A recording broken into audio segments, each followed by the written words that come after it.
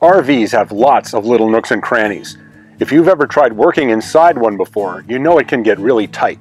And when you need to see down some tight little space where you can't get your head to figure out what's going on, it can make a project really difficult. We're going to show you a few tips today for how we have RV X-ray vision.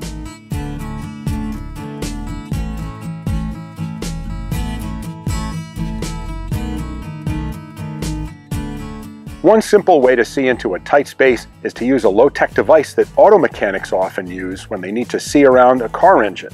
And that is a mirror. This mirror is on an extension handle and it's adjustable, flexible, and you can put it down into an area where you can't get your head and often see what's going on down there. One of our earliest videos showed how our kitchen sink plumbing was leaking, and we wanted to find out if it was coming from the plumbing or the drain pipe before we started dismantling things. So we stuck this mirror down in behind the sink and got a look to find out exactly what was going on before we even started taking things apart. One thing that'll help too sometimes is a flashlight. You can either aim the flashlight directly on what you're trying to see or shine it at the mirror and reflect the light onto whatever you're looking at. This is what was wrong. This drain pipe that comes from the sinks was flexing over and over again every time the slide goes in and out, and it cracked the seal at one end.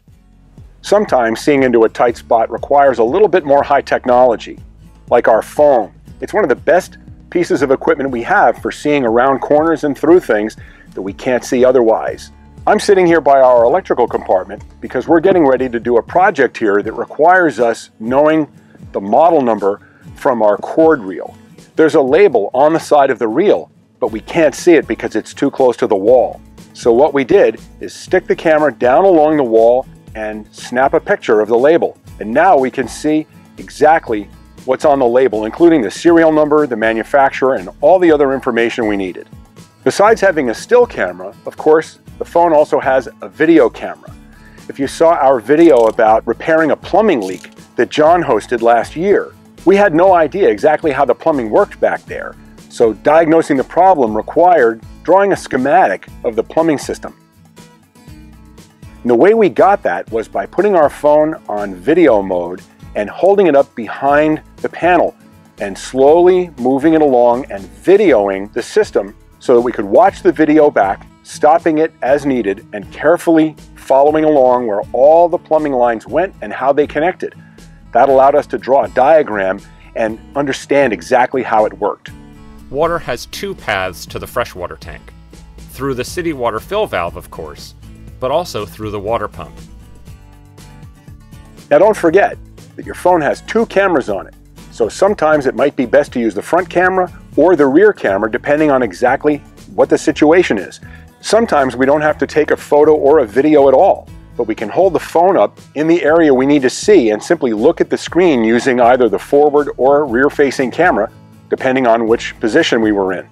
Now, some situations it's best to be able to get an actual live view of a remote area, and that's where our GoPro comes in.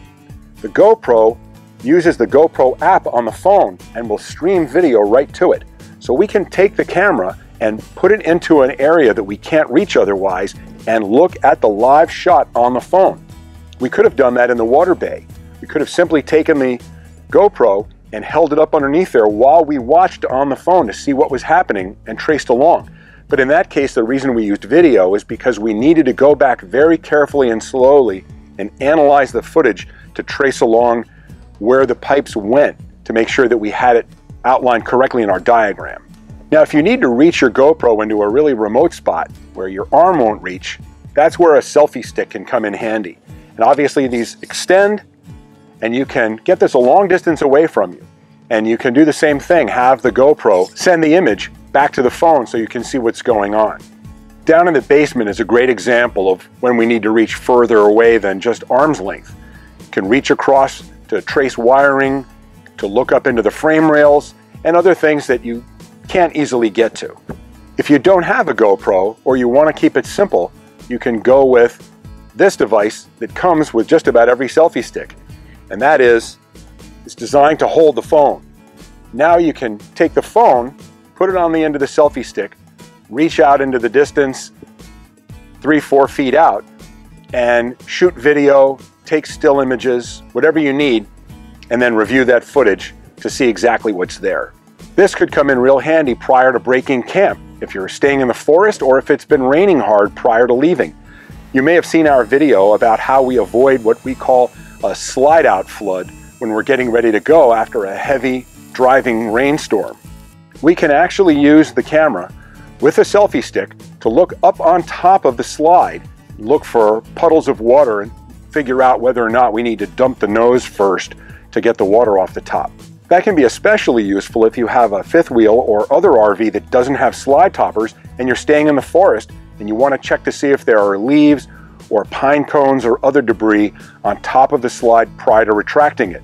Looking up there with an iPhone or a GoPro on top of a selfie stick is probably a lot easier than getting up on the roof every time you want to break camp. When we need to see in the tightest spaces, where the GoPro or a smartphone won't fit, our bore scope is the answer. You may have seen us use this when we did an internal inspection of our water heater before and after cleaning to see how effective our vinegar treatment was. Now this particular bore scope is very floppy, and when you saw us use it, we attached it to a wire hanger with some electrical tape to aim it inside the tank. The newer ones are more rigid, and when you bend them into shape, they hold their shape, so you don't need a hanger anymore. You can just bend them the way you want them and push them because they're more rigid. If you look in our favorite gear page, the one we linked to is actually the newer version that's more rigid, and you don't need a wire hanger with that one. Hope you found some of these tips helpful, and if you've got some tips of your own for how to see around corners and into tight spaces on your RV that we didn't cover here, please leave a comment down below in the description. We always learn, and we'd love to hear what your tips are too. If you found this video helpful, please give us a thumbs up. And if you haven't already subscribed to our channel, please hit that button. And don't forget to turn on channel notifications so you'll hear about our videos when we release them. You can also check us out on Patreon for special features and behind-the-scenes footage. And speaking of which, thanks to all of you who already joined us on Patreon. It's support like yours that helps make videos like this possible. And a super special thanks to our Superman and Wonder Woman level patrons. We're honored to list all of you here in our on-screen credits, and can't thank you enough for your generous support. As always, safe travels, and thanks for watching.